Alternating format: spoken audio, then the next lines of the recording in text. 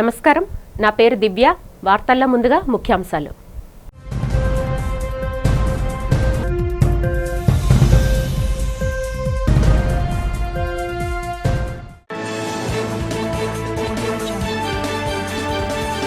సింహాచలం శ్రీ వరాహలక్ష్మీ నృసింహస్వామి వారి గిరి ప్రదక్షిణకు సర్వం సిద్ధం చేసిన జిల్లా యంత్రాంగం. గిరి ప్రదక్షిణ ఏర్పాట్ల వివరాలు వెల్లడించిన ఆలయ EO Venkatrao.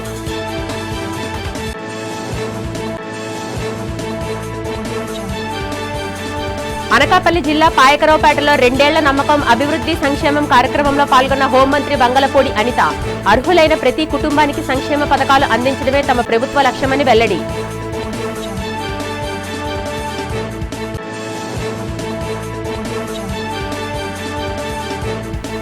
Fishing హార్బర్లో boat operators కోసం ఏర్పాటు చేసిన క్రేను ప్రారంభించిన ఎమ్మెల్యే వంశీకృష్ణ శ్రీనివాస్.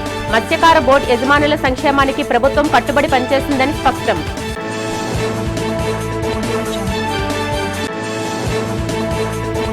ఇరవై 21 చోరీలను ఛేదించి బాధితులకు 1.5 కోటి సొత్తు, బైక్స్, బంగారు, వెండి ఆభరణాలను అప్పగించిన విశాఖ నగర సిపి శంఖపత్ర బాక్షి. నిందితులను గుర్తించి అరెస్టు చేసిన సిబ్బందిని ప్రశంసించిన బాధితులు. రాష్ట్రంలో అర్హులైన ప్రతి కుటుంబానికి ప్రభుత్వ సంక్షేమ పథకాలు చేరేలా కూటమి ప్రభుత్వం కట్టుబడి పనిచేస్తుందని రాష్ట్ర హోంమంత్రి వంగలపూడి అనిత స్పష్టం చేశారు. పాయకరావుపేట మండలం పాల్మాన్పేటలో నిర్వహించిన 2 ఏళ్ల నమ్మకం అభివృద్ధి సంక్షేమం కార్యక్రమాన్ని ఆమె ప్రారంభించారు. ఈ సందర్భంగా గ్రామస్తులు, మహిళలు హారతులతో ఆమెకు ఘన స్వాగతం పలికారు. అనంతరం హోంమంత్రి అనిత ఇంటింటికి వెళ్లి ప్రభుత్వం 2 ఏళ్లలో చేపట్టిన అభివృద్ధి సంక్షేమ కార్యక్రమాలను ప్రజలకు వివరిస్తూ కరపత్రాలు పంపిణీ చేశారు. ఈ సందర్భంగా ఆమె మాట్లాడుతూ ప్రభుత్వం అభివృద్ధి సంక్షేమానికి సమాన ప్రాధాన్యం ఇస్తుందని, ఉత్తరాంధ్రను అభివృద్ధి కేంద్రంగా మార్చడంతో పాటు యువతకు ఉపాధి కల్పించేందుకు కొత్త పరిశ్రమలను తీసుకొస్తున్నామని తెలిపారు. పాయకరావుపేట నియోజకవర్గాన్ని పరిశ్రమలు, పర్యాటక రంగాలకు కేంద్రంగా తీర్చిదిద్దుతామని, రానున్న రోజుల్లో పాల్మన్పేట పంచాయతీతో పాటు నియోజకవర్గ సమగ్ర అభివృద్ధి తమ లక్ష్యమని పేర్కొన్నారు.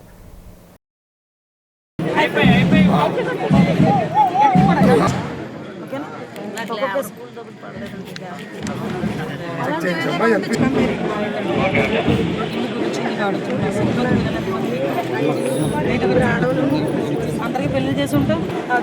ఇక్కడ మ్యాజిక్ ట్రైన్స్ ఏదైనా అవుతుందేమో ఒకసారి ట్రై చేయండి.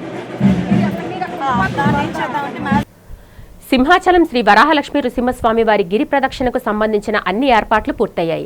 భక్తులకు ఎలాంటి ఇబ్బందులు కలగకుండా దేవస్థానం, జిల్లా యంత్రాంగం, దేవాదాయ శాఖ అన్ని చర్యలు చేపట్టినట్లు సింహాచలం దేవస్థానం ఈవో వెంకట్రావు తెలిపారు. మంగళవారం జరగనున్న ఈ గిరి ప్రదక్షిణలో సుమారు 6 నుంచి 8 లక్షల మంది భక్తులు పాల్గొంటారని అంచనా వేస్తున్నామన్నారు. 32 కిలోమీటర్ల మేర సాగే ఈ గిరి ప్రదక్షిణ మార్గంలో భక్తుల సౌకర్యార్థం ప్రతి కిలోమీటర్కి ఒక సేవా కేంద్రం చెప్పిన మొత్తం 28 ఏర్పాటు చేశామన్నారు. అక్కడ వైద్యం, త్రాగునీరు తదితర వసతులు అందుబాటులో ఉంటాయని వెల్లడించారు. అలాగే ప్రతి 4 నుంచి 5 కిలోమీటర్లకు ఒక కంట్రోల్ రూమ్తో పాటు జిల్లా స్థాయిలో కూడా ఒక కంట్రోల్ రూమ్ను ఏర్పాటు చేసినట్లు వివరించారు. భక్తులు తొలిపావంచ వరకు రానవసరం లేకుండా అనుకూలమైన ప్రాంతాల్లో నమూనా ఆలయాలను ఏర్పాటు చేశామని చెప్పారు. సెకండ్ ఘాట్ రోడ్ వద్ద సూర్యనారాయణ స్వామి విగ్రహం దగ్గర, సీతమ్మధార అల్లూరి సీతారామరాజు విగ్రహం వద్ద మరియు గోపాలపట్నం బంకు దగ్గర ఈ నమూనా ఆలయాలు అందుబాటులో ఉంటాయని, భక్తులు అక్కడ స్వామివారిని దర్శించుకొని కొబ్బరికాయ కొట్టి గిరి ప్రదక్షిణ ప్రారంభించవచ్చునని సూచించారు. ట్రాఫిక్ నియంత్రణ మరియు రవాణా కోసం 53 ప్రాంతాల్లో పార్కింగ్ స్థలాలను, కొండ దిగువకు రాకపోకల కోసం 50 ఆర్టీసీ బస్సులను, అలాగే ఇతర ప్రాంతాలకు వెళ్లేందుకు తాత్కాలిక బస్టాండ్ను సిద్ధం చేసినట్లు ఈవో తెలిపారు. ఓం నమో నారసింహాయ. 28వ తారీఖున అనగా రేపు జరిగేటటువంటి గిరి ప్రదక్షిణకి సంబంధించి అన్ని ఏర్పాట్లు పూర్తయ్యాయి. రేపు ఈ గిరి ప్రదక్షిణ తొలిపావంచ నుంచి భక్తులు మొదలుపెట్టి అక్కడ స్వామివారిని దర్శనం చేసి కొబ్బరికాయ కొట్టి అక్కడ నుంచి సుమారు 32 కిలోమీటర్ల మేర ప్రదక్షిణ చేసి తిరిగి స్వామివారి దగ్గర చేరుకునేటటువంటి సంప్రదాయం. ఇందులో సుమారు 6 నుంచి 8 లక్షల వరకు భక్తులు పాల్గొంటారని అంచనా. వారందరికీ వివిధ స్థాయిల్లో సేవలు చేయడానికి 28 సేవా కేంద్రాలు, అంటే ప్రతి కిలోమీటర్ ఒక చొప్పున సేవా కేంద్రాన్ని ఏర్పాటు చేసి అందులో medical facility, drinking water facility, అదేవిధంగా ఇతర సిబ్బంది సేవలు చేయడానికి పెట్టడం జరిగింది. అలాగే ఎక్కడ ఎటువంటి ఇబ్బందులు వచ్చినా వాటిని పరిష్కరించడానికి ప్రతి 4 నుంచి 5 కిలోమీటర్లకి ఒక కంట్రోల్ రూమ్ ఏర్పాటు చేయడం జరిగింది. అదేవిధంగా జిల్లా స్థాయిలో కూడా ఒక కంట్రోల్ రూమ్ ఏర్పాటు చేయడం జరిగింది. వీటి ద్వారా ప్రజలకి, ముఖ్యంగా భక్తులకి ఎక్కడ ఎటువంటి ఇబ్బందులు కలిగినా వెంటనే రెస్పాండ్ అయ్యే వారికి సేవ అందించడానికి జిల్లా యంత్రాంగం అలాగే దేవాదాయ శాఖ పూర్తి స్థాయిలో ఏర్పాట్లన్నీ చేయడం జరిగింది.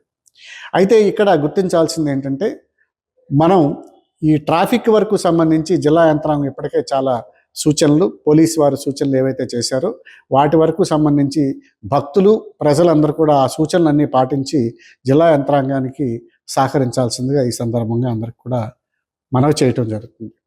శ్రీకాకుళం, విజయనగరం నుంచి వచ్చే వాళ్ళకి, అదేవిధంగా అటు అనకాపల్లి అటు నుంచి వచ్చే వాళ్ళకి, అలాగే సిటీలో తిరిగే వాళ్ళకి ముఖ్యంగా చాలా సూచనలు ఇప్పటికే పోలీసు వారు, జిల్లా యంత్రాంగం చేశారు. దయచేసి రేపు ఆ సూచనలన్నీ పాటించి సహకరించినట్లయితే వారికి ఇబ్బందులు ఎటువంటివి లేకుండా ఉంటాయని చెప్పి ఈ సందర్భంగా మనవి చేస్తున్నాం. అలాగే భక్తులందరికీ అందరూ తొలిపావంచా వరకు వచ్చేటటువంటి అవసరం లేకుండా 4 నమూనా ఆలయాలను కూడా పెట్టడం జరుగుతుంది. అది ఒకటి మన సెకండ్ ఘాట్ రోడ్డు, అంటే హనుమంతవాక నుంచి మన సింహాచలం వచ్చే దారిలో సెకండ్ ఘాట్ రోడ్డు ఉంది. సెకండ్ ఘాట్ రోడ్డు దగ్గర, అదేవిధంగా అదే రూట్లో మన సూర్యనారాయణ స్వామి విగ్రహం దగ్గర, అలాగే సీతమ్మ దారిలో అల్లూరు సీతారామరాజు యొక్క విగ్రహం దగ్గరలో, అలాగే గోపాలపట్నం దగ్గర బంకు దగ్గర కూడా నమూనా ఆలయాన్ని పెట్టాం. భక్తులు తొలిపావంచ వరకు రానక్కర్లేకుండా అక్కడే వారి స్వామివారిని దర్శనం చేసుకుని కొబ్బరికాయ కొట్టి వారి యొక్క గిరి ప్రదక్షిణ కార్యక్రమాన్ని పూర్తిగా చేసుకునే ఏర్పాట్లు చేయడం జరుగుతుంది. కాబట్టి భక్తులు ఈ సదుపాయాన్ని, సౌకర్యాన్ని అందరూ వినియోగించుకోవాల్సిందిగా అందరికి కూడా ఈ సందర్భంగా మనం చేస్తున్నాం. అదేవిధంగా ఎవరైతే దర్శనాలకు వచ్చినటువంటి వాళ్ళు గిరి ప్రదక్షిణ పూర్తయిన తర్వాత వెనక్కి వెళ్ళే వారికి రవాణా సౌకర్యాలను కూడా ఎక్కడికక్కడ టెంపరీ బస్ స్టాండ్లు కూడా ఏర్పాటు చేసి అక్కడి నుంచి దూర ప్రాంతాలకి బస్సులు ఆపరేట్ చేయడం కూడా జరుగుతుంది. కాబట్టి ఏపీఎస్ఆర్టీసీ ద్వారా ఇది జరుగుతుంది. కాబట్టి ఈ సౌకర్యాన్ని కూడా భక్తులందరూ కూడా వినియోగించుకోవచ్చు. సుమారుగా 53 ప్రదేశాలలో పార్కింగ్ ఏరియాస్ కూడా పెట్టాం. కాబట్టి భక్తులందరూ అక్కడ పార్కింగ్కి వారి యొక్క వాహనాలన్నిటికీ నిలిపి వాళ్ళు దర్శనానికి వెళ్ళొచ్చు.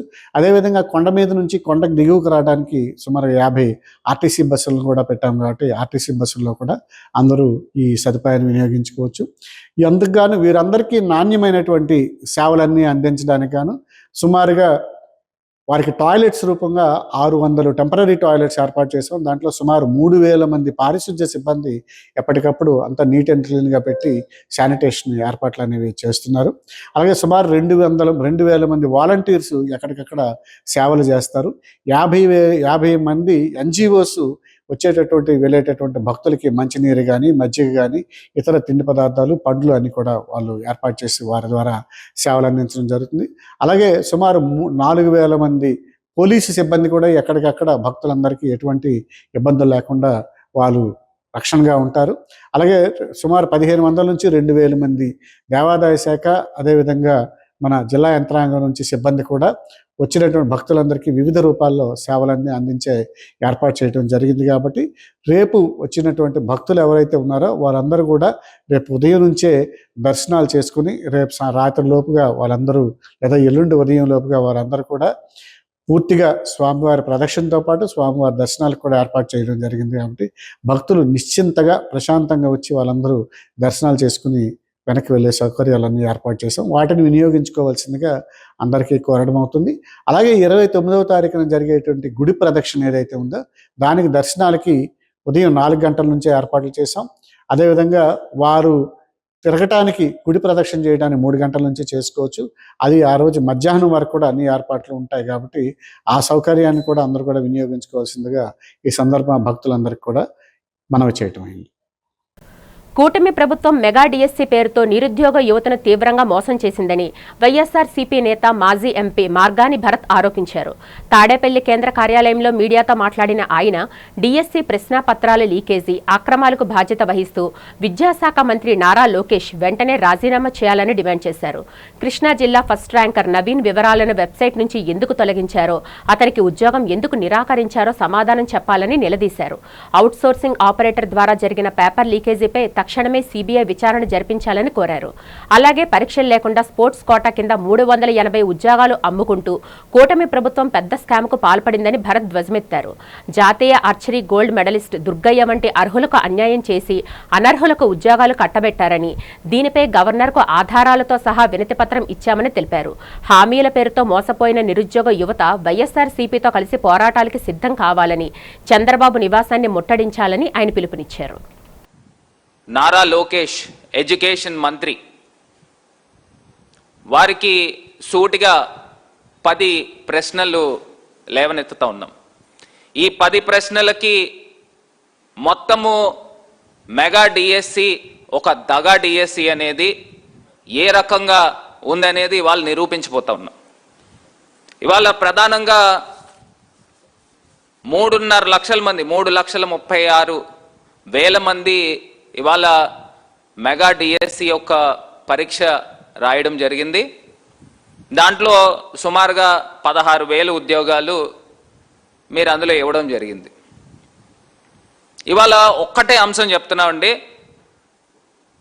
గతంలో జగన్మోహన్ రెడ్డి గారు 1,20,000 ఉద్యోగాలు ఇచ్చారు. ఒక్క చోటైనా ఎక్కడైనా ఇంత ప్రశ్న వచ్చిందండి? పాచిపెంట మండలంలో 36 లక్షల రూపాయల అంచనా వ్యయంతో నూతనంగా నిర్మించిన మండల విద్యాశాఖ కార్యాలయ భవనాన్ని రాష్ట్ర మంత్రి శ్రీమతి గుమ్మిడి సంధ్యారాణి ప్రారంభించారు. ఈ సందర్భంగా ఆమె మాట్లాడుతూ విద్య, గ్రామీణ అభివృద్ధి, పారిశుద్ధ్యం మరియు ప్రజా సంక్షేమం ఈ 4 ప్రధాన రంగాల్లో సమగ్ర అభివృద్ధిని సాధించడమే తమ కూటమి ప్రభుత్వం ముఖ్య లక్ష్యమని స్పష్టం చేశారు.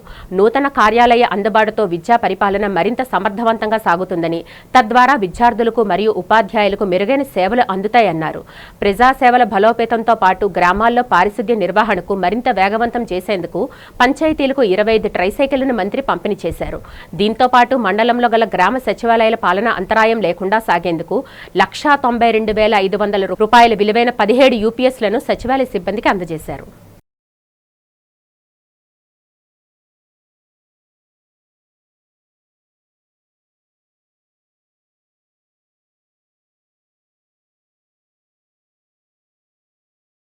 మత్స్యకారుల సంక్షేమానికి, వారి సమస్యల పరిష్కారానికి తమ ప్రభుత్వం అధిక ప్రాధాన్యత ఇస్తుందని దక్షిణ ఎమ్మెల్యే సిహెచ్ వంశీకృష్ణ శ్రీనివాస్ తెలిపారు.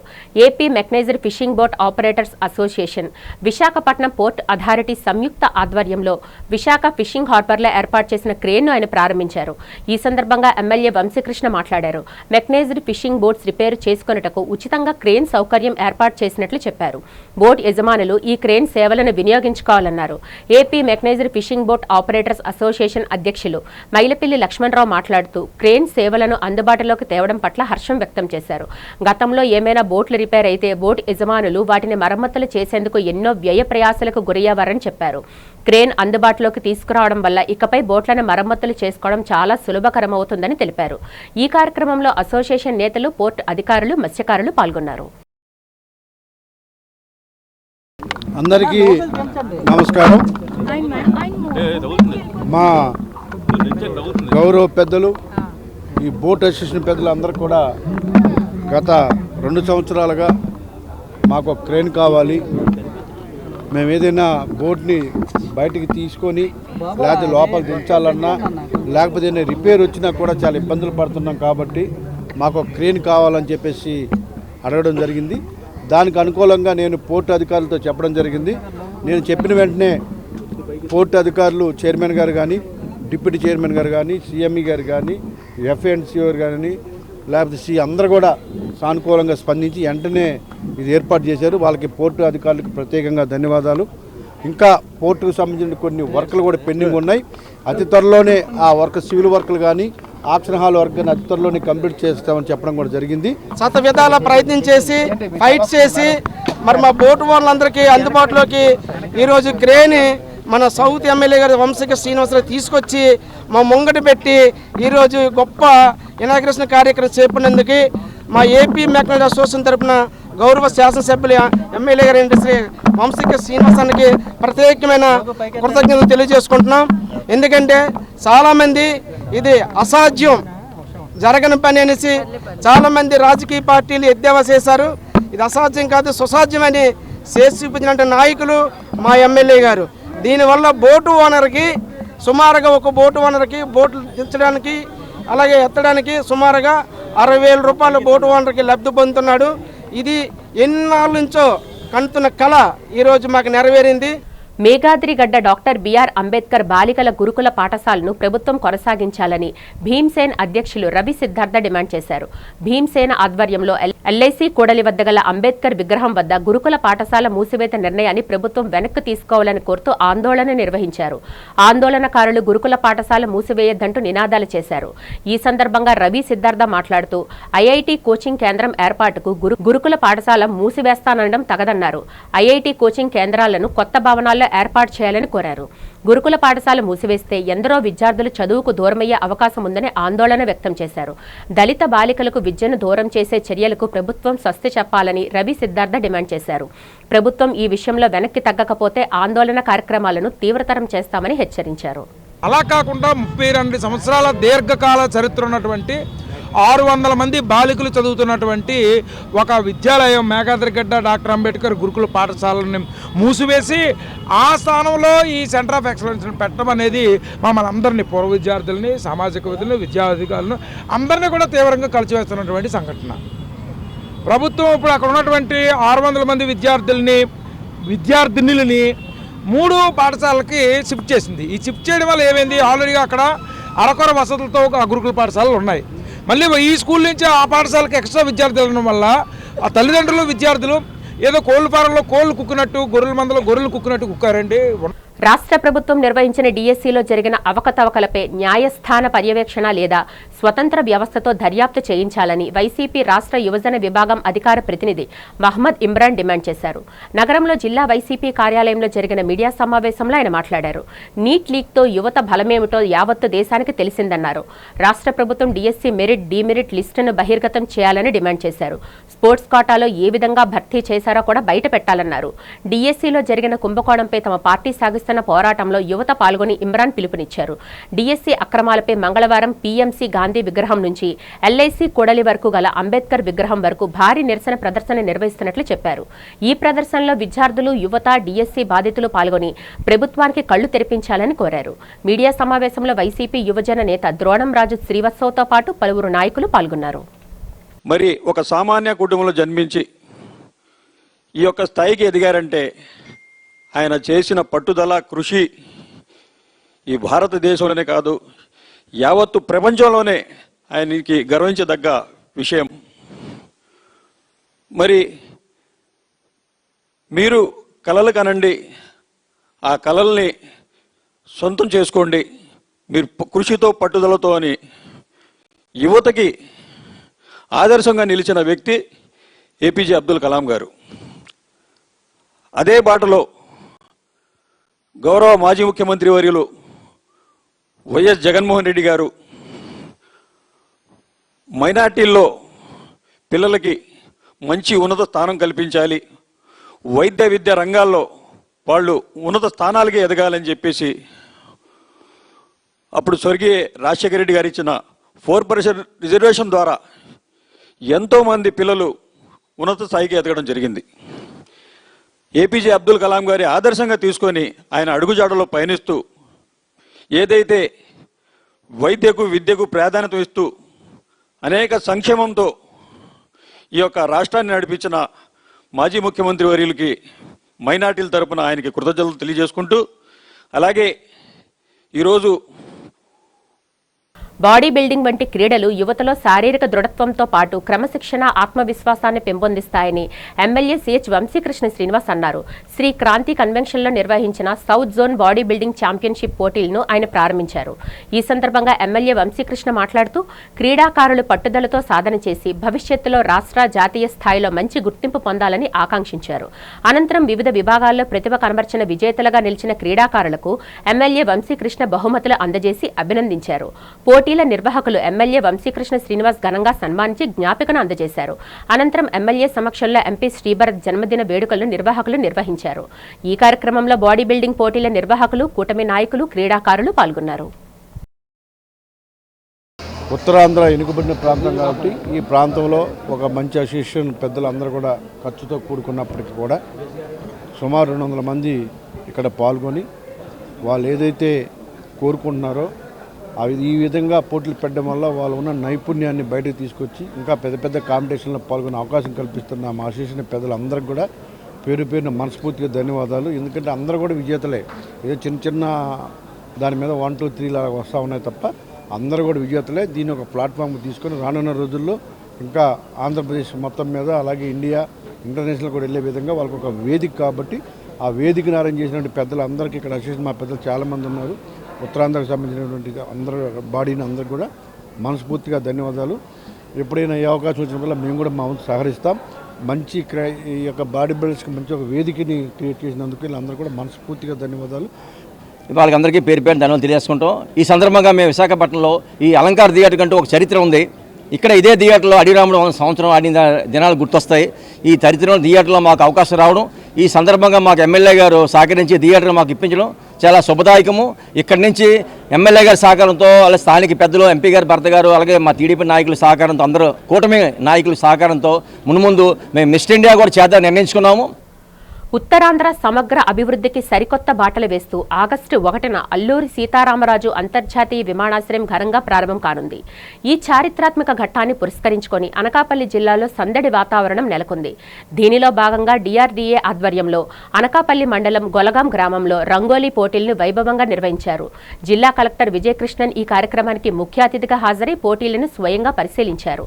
అనంతరం ప్రతిభ కనబర్చిన పోటీదారులను, మహిళలను ప్రత్యేకంగా అభినందించారు.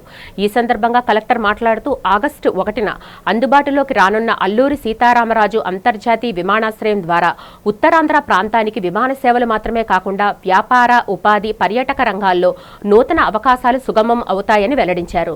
ఈ కార్యక్రమంలో DRDA అధికారులు, గ్రామ ప్రజలు మరియు పెద్ద ఎత్తున మహిళలు ఉత్సాహంగా పాల్గొన్నారు.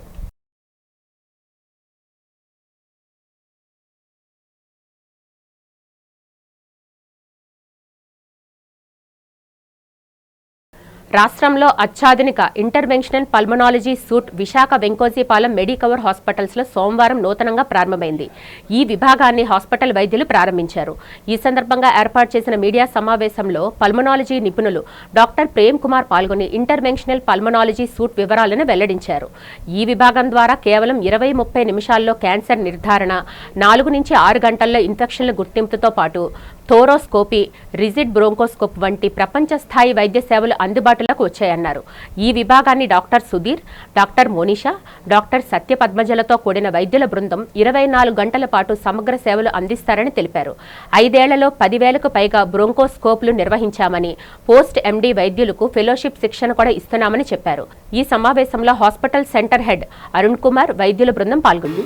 ఆ ఇన్ఫెక్షన్ వాషింగ్స్ తీసి మేము బయోఫైర్లు అవి చేసి ఇమ్మీడియట్గా విదిన్ 4 to 6 అవర్స్ ఏ క్రిమి, ఏ బ్యాక్టీరియా లేకపోతే ఏ వైరస్ వల్ల న్యూమోనియా వచ్చింది, ఏ మందులకు లొంగుతుంది, ఏ డ్రగ్స్కి అది రెసిస్టెన్స్ జీన్స్తో సహా. సో 4 to 6 అవర్స్లో బ్యాక్టీరియాలజికల్ డయాగ్నోసిస్ అయిపోయి దాని అప్రాప్రియేట్ ట్రీట్మెంట్ మందులు కూడా పెట్టించేస్తాయి. అది ఫస్ట్ క్రిటికల్. ఐసీయూలోకి వచ్చేసరికి ఐసీయూలో ఏమైనా కొంతమందికి మ్యూకస్ ప్లగ్గింగ్ వాటి వల్ల లంగ్ కొలాప్స్ అయిపోతుంది. అప్పుడు కూడా ఇమీడియట్గా టీమ్ మెంబర్ ఎవరో ఒకరు వచ్చి ఆ బ్రాంకోస్కోప్ చేసి మ్యూకస్ ప్లగ్గింగ్ తీస్తారు. కొంతమందికి బ్లీడింగ్ అవుతుంటుంది లంగ్స్లో, ఇమీడియట్గా బ్రాంకోస్కోప్ చేసి బ్లడ్ క్లాట్స్ రిమూవ్ చేస్తారు. సో ఈ విధంగా ఒక్కొక్కసారి డిఫికల్ట్ ఇంటిబేషన్ అవుతుంది. ఆఖరికి ఎనస్థీషియా డిపార్ట్మెంట్ వాళ్ళకి ఎప్పుడైనా సరే ఈ స్ట్రక్చరల్ అబ్నార్మాలిటీ వల్ల ఎనస్థీషియా ఇచ్చే ముందు ఎండోట్రాకియల్ ట్యూబ్ అని గొట్టం వేస్తుంది. అది కష్టమైనా కూడా ఎవరో ఒకరు టీమ్ మెంబర్ వెళ్ళి బ్రాంకోస్కోప్ గైడెడ్గా విజువల్గా ట్యూబ్ వేసి వాళ్ళకి ఎనస్థీషియా ఇచ్చే దాంట్లో సహకరిస్తాం. గత నెలలో నగర పోలీస్ కమిషనరేట్ పరిధిలో జరిగిన 21 చోరీ కేసులను ఛేదించి 84 మంది నిందితులను అరెస్టు చేశామని నగర police commissioner doctor Shankhabhadra Bakshi తెలిపారు. నగర పోలీస్ కమిషనరేట్ కార్యాలయంలో రికవరీ మేళా జరిగింది. ఈ సందర్భంగా జరిగిన మీడియా సమావేశంలో పోలీస్ కమిషనర్ శంఖభద్ర బాక్షి మాట్లాడారు. నిందితుల నుంచి సుమారు 1,50,00,000 రూపాయల విలువైన చోరీ సొత్తుని స్వాధీనం చేసుకున్నామని తెలిపారు. 534.425 గ్రాముల బంగారం, 699.8 గ్రాముల వెండి ఆభరణాలను స్వాధీనం చేసుకున్నామని చెప్పారు. నిందితుల నుంచి 1,16,286 రూపాయల నగదును రికవరీ చేశామని తెలిపారు. అదేవిధంగా 27 మోటార్ సైకిళ్లు, 8 ఆటోలు, 896 మొబైల్ ఫోన్లు, పలు రకాల వస్తువులను నిందితుల నుంచి స్వాధీనం చేసుకున్నామని పోలీస్ కమిషనర్ శంఖభద్ర బాక్షి తెలిపారు. కేసులను త్వరితగతిన ఛేదించిన పోలీస్ అధికారులను, సిబ్బందిని ప్రశంసించారు. ఆడిలోవా హైయెస్ట్ ప్రాపర్టీ రికవరీ 9,00,00,000 25,500 విలువైన ప్రాపర్టీ రికవరీ చేశారండి అడిలోవా.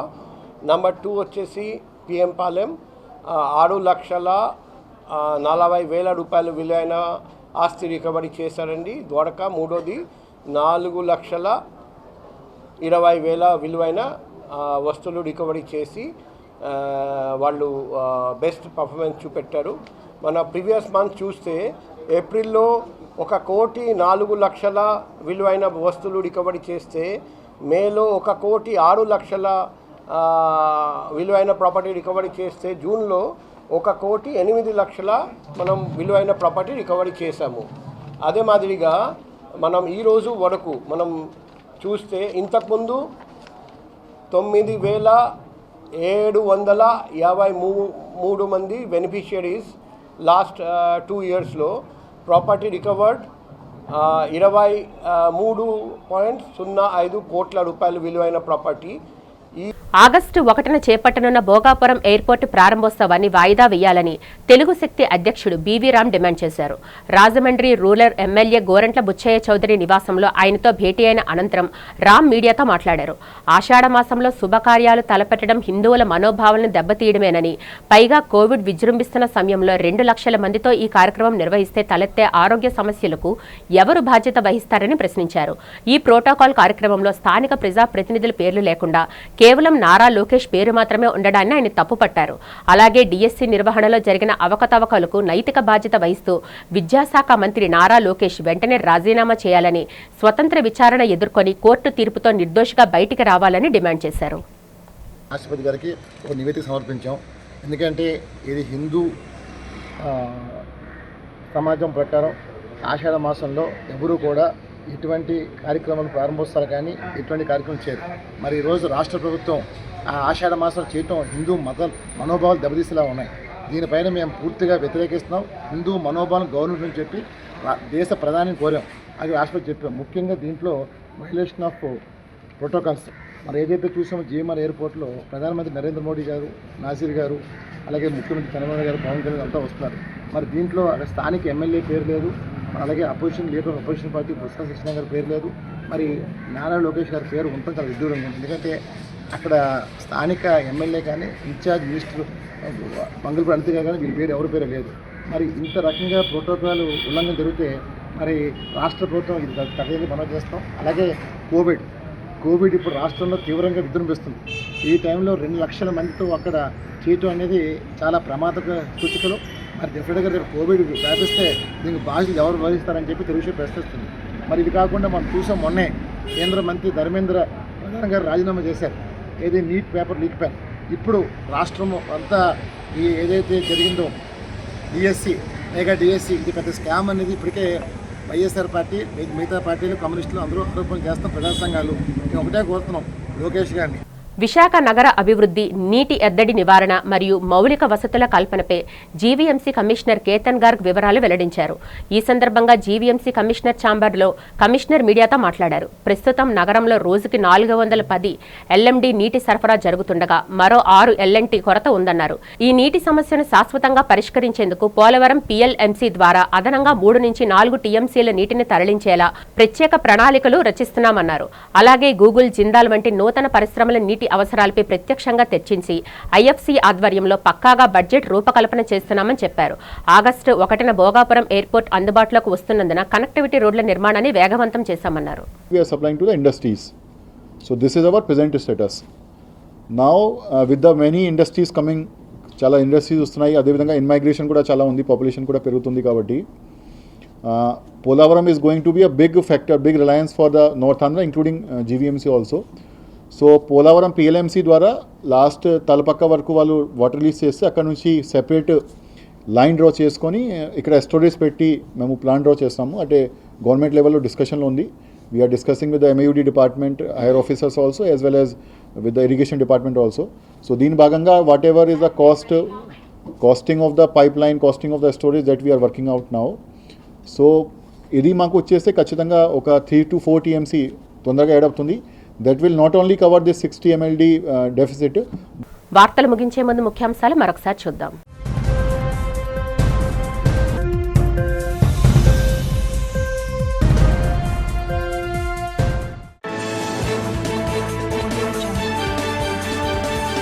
సింహాచలం శ్రీ వరాహలక్ష్మి నృసింహస్వామివారి గిరి ప్రదక్షిణకు సర్వం సిద్ధం చేసిన జిల్లా యంత్రాంగం.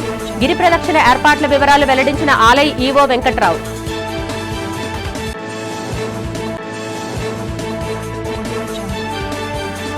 అనకాపల్లి జిల్లా పాయకరావుపేటలో 2 ఏళ్ల నమ్మకం అభివృద్ధి సంక్షేమం కార్యక్రమంలో పాల్గొన్న హోంమంత్రి బంగళపూడి అనిత.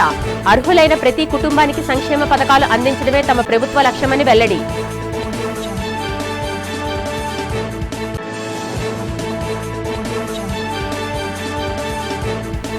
ఫిషింగ్ హార్బర్లో బోట్ ఆపరేటర్స్ కోసం ఏర్పాటు చేసిన క్రేన్ ప్రారంభించిన ఎమ్మెల్యే వంశీకృష్ణ శ్రీనివాస్.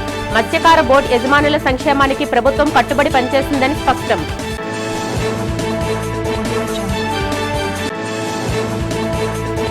ఇరవై 21 చోరీలను ఛేదించి బాధితులకు 1.5 కోటి సొత్తు, బైక్స్, బంగారు, వెండి ఆభరణాలను అప్పగించిన విశాఖ నగర సిపి శంఖపత్ర బాక్షి. నిందితులను గుర్తించి అరెస్టు చేసిన సిబ్బందిని ప్రశంసించిన బాధితులు. ఈ వార్తలు ఇంతటితో సమాప్తం. నమస్కారం.